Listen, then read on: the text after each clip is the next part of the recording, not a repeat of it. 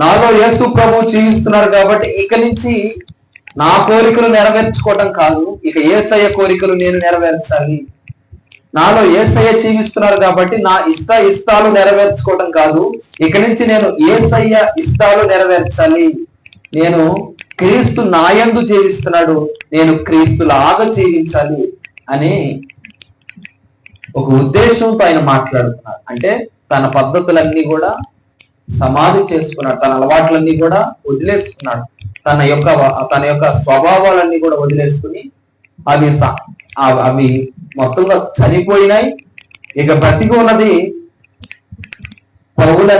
సౌలనే వ్యక్తి కాదు, క్రీస్తు అనేటువంటి వ్యక్తి. ఆయనలో నేను నూతన పరచబడి కొత్తగా జన్మించి ఉన్నాను అన్నట్లుగా ఆయన మనతో మాట్లాడుతున్నారు. మనం కూడా కొన్నిసార్లు ఇట్లాంటి మాటలే మాట్లాడుతూ ఉంటాం. దేవుని సన్నిధిలో, సేవకుల ముందు, దేవుని ముందు ప్రార్థన చేసుకుంటూ కూడా ఇలా మాట్లాడుతుంటాం. ప్రభువా, ఈ ఒక్కసారి నన్ను బ్రతికించయ్యా, ఈ ఒక్కసారిగా నన్ను కాపాడయ్యా, ఈ ఒక్క కోరిక నా జీవితంలో నెరవేర్చయ్యా, ఈ ఒక్కసారి నా తప్పులు మన్నించి నాకు సహాయం చేయయ్యా, ఇక నీకోసం బ్రతుకుతా ప్రభువా, ఇక నీకోసం జీవిస్తా ప్రభువా అని ప్రార్థనలో మనం దేవునికి మొరపెట్టుకుంటూ ఉంటాం, ప్రార్థన చేస్తూ ఉంటాం. కొంతమంది సేవకులతో మాట్లాడుతూ ఉంటాం, ఏమని, నా జీవితం ఎప్పుడో ముగించబడింది, నిజానికి ఈ ప్రాణం ఇచ్చిన వాడు దేవుడు, ఇక నా జీవితం ఆయన కోసమే, నా బంధువుల కోసం కాదు, నా స్నేహితుల కోసం కాదు, నా మిత్రుల కోసం కాదు. ఏ ఒక్కరు నన్ను ఆదరించలేదు, ఏ ఒక్కరు నన్ను ఆదుకోలేదు, దేవుడే నన్ను కాపాడాడు, దేవుడే నన్ను పోషించాడు, దేవుడే నన్ను ఆదుకున్నాడు, కాబట్టి ఇక జీవితం దేవునికే అని మనం చెప్తా ఉంటాం. నిజమే, ప్రతి ఒక్కరు అలానే బ్రతకాలి, దేవుని కోరిక కూడా అదే. అయితే నేనేమి చెప్పాలనుకుంటున్నానంటే, ఈ మధ్యాహ్నం లేకపోతే ఈ రాత్రి వేళ సమయంలో మనం అందరూ నేర్చుకోవాల్సిన ఒక చిన్న పాఠం ఏంటి అంటే, నా జీవితం, నా శేష జీవితం దేవునికేనని మనం చెప్తున్నాం కదా, అది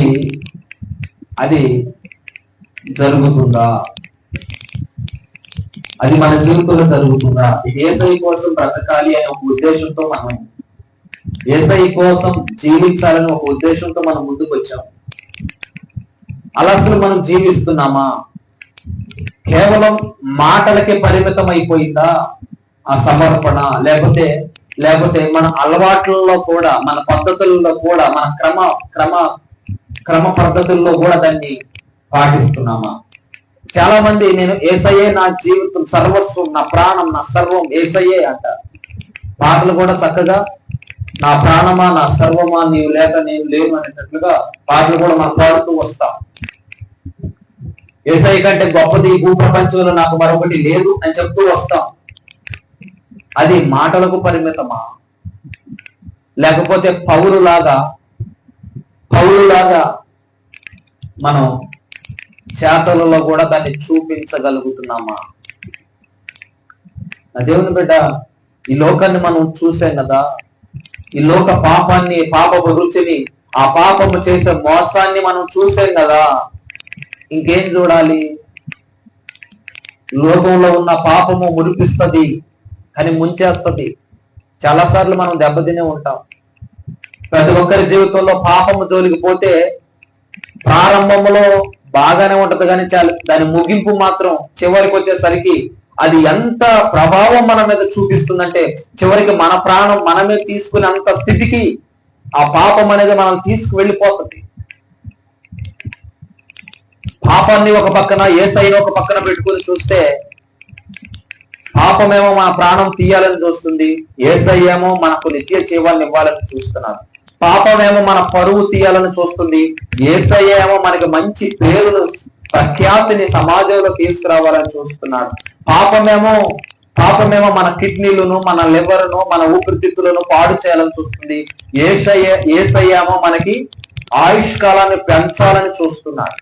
అంటే పాపమేమో మన దినాలు, రోజులు రాకముందే మరణానికి అప్పగించాలని పాపం చూస్తే, యేసయ్యేమో మనకు ఇంకా ఆయుష్కాలాన్ని రెట్టింపు చేయాలని చూస్తున్నాడు. ఇలా పాపానికి యేసయ్యకు పోలిక పెడితే, ఏమండి, అస్సలు కాలి గోటికి కూడా ఈ పాపం ఇచ్చే ఆనందం, యేసయ్య ఇచ్చే ఆనందం ముందు పాపం ఇచ్చే ఆనందం కాలి గోటికి కూడా సరిపోదు. అది అపాయం కదా, ఆనందం ఎక్కడుంది అందులో? పాపం కదా, ఆనందం ఎక్కడుంది అందులో? అది మనకు శాపం కదా, తరతరాలు వెంబడించే శాపం కదా, అందులో ఆనందం ఎక్కడుంది? ఆనందం యేసయ్యలో ఉంది, సంతోషం యేసయ్యలో ఉంది. యేసయ్య కోసం బ్రతికినా సరే మనకే ఆనందం ఉంది.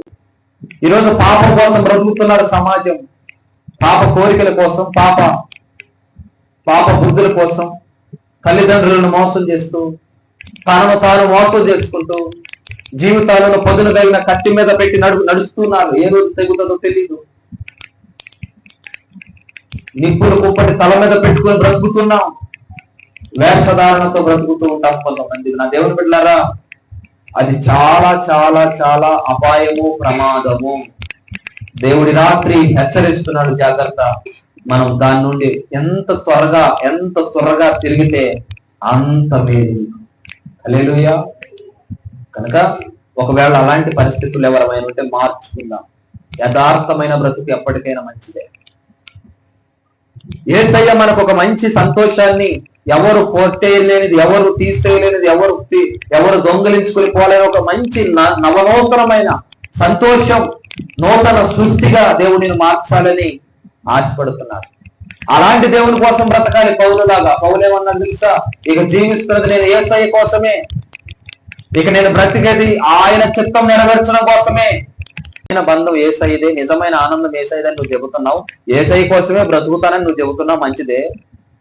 మరి బ్రతుకుతున్నావా అని అడుగు.